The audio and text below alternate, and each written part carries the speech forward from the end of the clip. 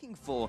When we look at MelonCats, and it definitely looks well. After you see a Maokai, you immediately think in your head, teamfight composition. You do indeed, and then you add game phases. It is that coming out behind from this laning phase could be problematic. Oh, bubble lands onto Tristana. Both of the AD carries get exhausted. Will be jumping forward, uses the heal to get away, but now is he too overextended? He is in a good place. Lots of summoners burn, most of them from the side of Cyborg Factory. Double summoners from Tristana and the exhaust from both supports.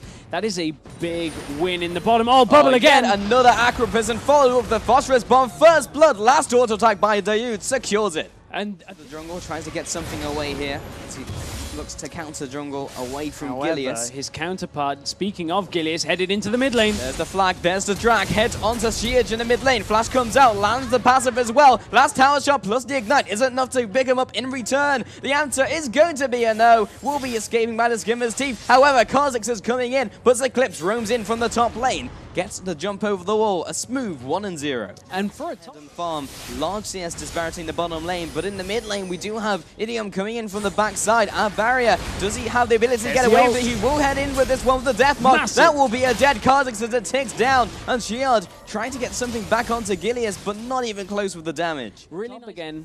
He stood on a ward though, so I don't expect Ryze to fall from this. He's now heading all the way around to the back of the turret. He's just looking for the dive regardless. He's sticking around. Here's the flank and drag. And Zeclipse will just pop his ultimate. Tanks the tower as well, just in case Gilius wants to make a speedy exit.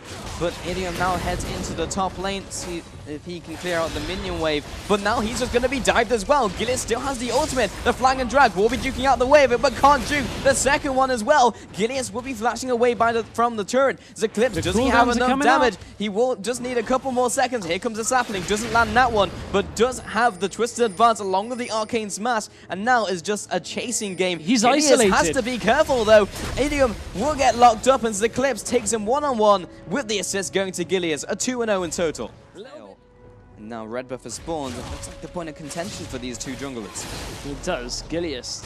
And both junglers actually have the smite available, so who gets it?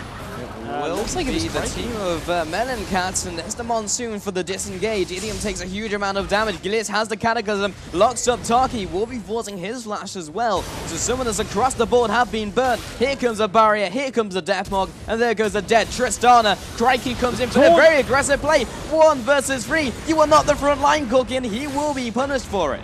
That was a little bit over-aggressive from Crykee, as he is 1-1-1-1, but feels like he's far further ahead right now because of that damage spike.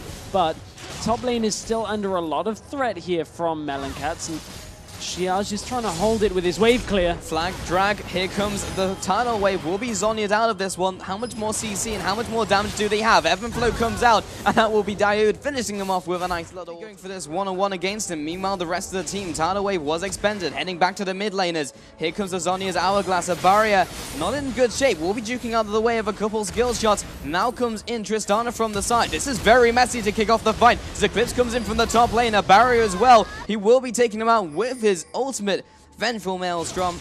Now Tristana heads into the jungle and makes the wise move to head back to his team and not waste time chasing. Yeah, but look at the push out from MelonCats. They're already in front of the inhibitor turret, and right now they're going aggressive. They have caught out Kha'Zix, and he drops where he stands. No chance of getting away. Mid turret will be dropping, and they move on promptly to this inhibitor.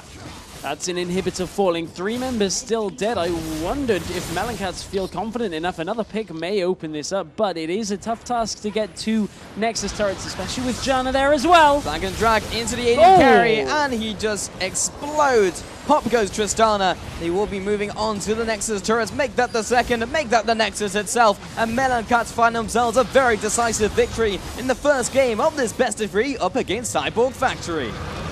That was a far faster game than any of our previous games today, and MelonCats certainly with a point to prove with that slightly different lineup. That was impressive. It was impressive.